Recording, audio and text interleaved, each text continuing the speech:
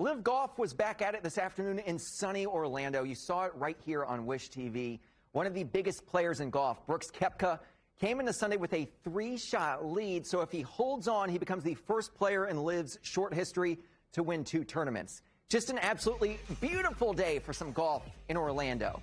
Let's get right to Brooks Koepka here on hole 8, hanging on to a 2-stroke lead. This one from 200 yards out, just like my golf shots right here. Or the opposite of them. A beautiful shot right there, lands a couple feet from the hole. He'll tap in for a birdie from there. Now, a lot of great golf shots on this afternoon. Here's one. Brandon Grace in the bunker on 17, and that's a conventional eagle. Unconventional, conventional for him. Back to Koepka now, still sporting a 2-stroke lead on the 9th hole, putting from off the green, and he drops it in. He wants to win today, but his biggest competition, Sebastian Munoz, tries to hang around, sitting in second, applying some pressure here. He gets a bit closer with this birdie, but just not enough. Final putt from Brooks Koepka. He hangs on to become the first LIV golfer to win multiple tournaments, edges Munoz by a stroke, and now his focus shifts to the Masters next weekend. Look at everything I've been through. I'm finally healthy, man, and it's good to play some good golf. It gives me chills even thinking about, the capabilities I can do when I'm healthy, and everything going into next week. That's what you want to see. This was a good test for Augusta. I think the green speeds are quite fast, quite similar. If I just would have hit a few putts a little bit harder, it would have been a lot easier. But I'm just happy to get the win. Joined now by our LIV golf expert, Jason Alexander. Jason is the head professional at the club at Carlton Woods down in Texas. Jason, Brooks Koepka got the big win today down in Orlando. What has impressed you about how he's transitioned to LIV golf?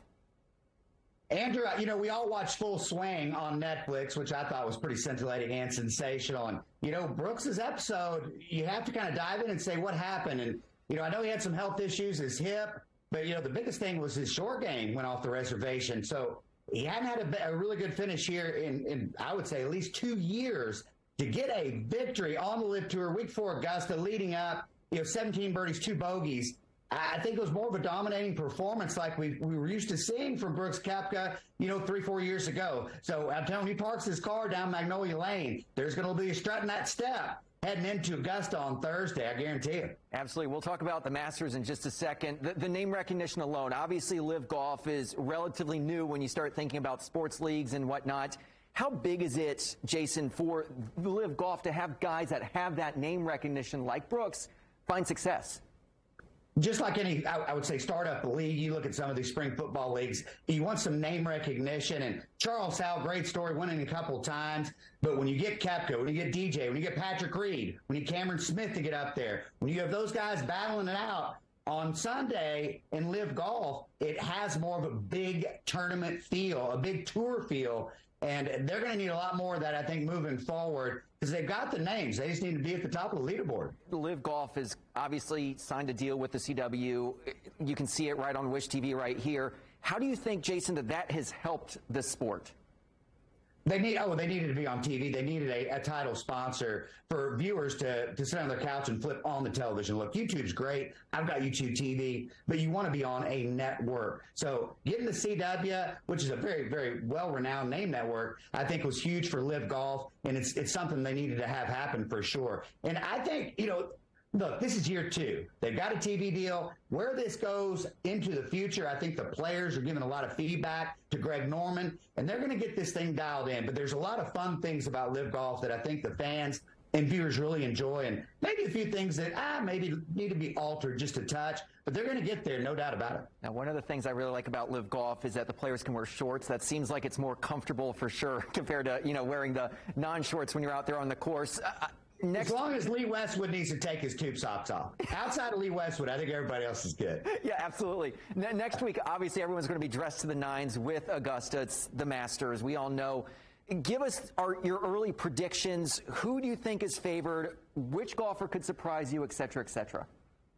The favorites, look, there's tier 1, that's Rory, Rahm, and Scotty for sure. I think those 3 guys, they're going to be there on Sunday. I don't think you can really dispute that. They'll be in the mix. And then you kind of go to tier 2, and I wrote some of them down, but anyone I think you can make an argument for about 15 guys that could win this event. Be a Canyon Homa, Morikawa, Cantley, JT Xander, Cam Smith coming off LIV, wants to prove a point. So my pick is Jordan Spieth. And now we all know the stat. You've probably seen this. His first 2 Masters victories came on Easter Sunday. What's happening this year, Andrew? Easter Sunday. Easter Sunday. Look, I thought I'd joke, but Jordan drove it the best I've seen him move at it off the tee at Valspar a couple of weeks ago. Bulky putter, he should have got a W there. If he can get off the tee box at Augusta, his iron game, I think, is top 3 in golf. And look, his putting, he's always putted pretty well around Augusta, so I think his putting woes will go away this coming week. Jordan Spieth's my pick. Huge sleeper. Cameron Champ, who's a member out at the club that I'm a pro at. Top 10 last year. Hadn't done anything else since it's top 10 in Augusta last year. Just broke our course record this past week. Shot 62. So his game might be quietly in the media rounding into form. Nobody knows about it. So a little tip from the Consumer Pro. I don't think he's going to win, but maybe catch an odd for Cameron Champ to top 10, top 15. Should be pretty juicy. Hey, real quick, Jason, the LIV guys that are going to be golfing again with those PGA Tour guys, how are they going to mesh?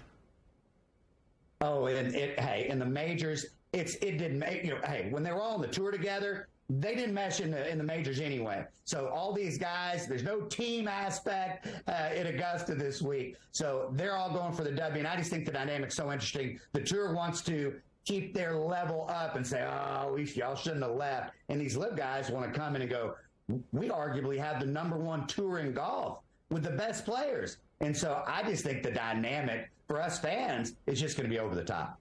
Augusta National, everyone's going to be focused on that this week. Jason Alexander, our LIV golf expert. Jason, thank you so much for the time.